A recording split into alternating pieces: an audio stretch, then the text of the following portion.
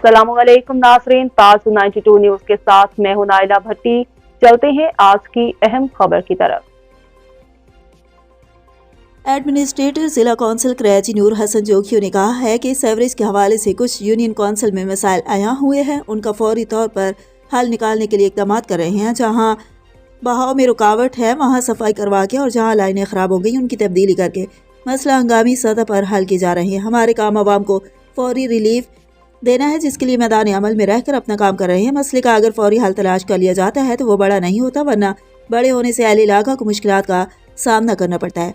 हमारे हर उमूर में आवाम का ताउन मिसाली है, मगर सेवरेज की मिसाल कुछ लोगों की गफलत की वजह से भी हो जाते हैं। लाइनों में कचरा डाल देने की वजह से लाइनें ब्लॉक हो जाती हैं। अगर फौरी तवज्जो ना दें तो पूरे इलाके की लाइनें मुतासर होती हैं।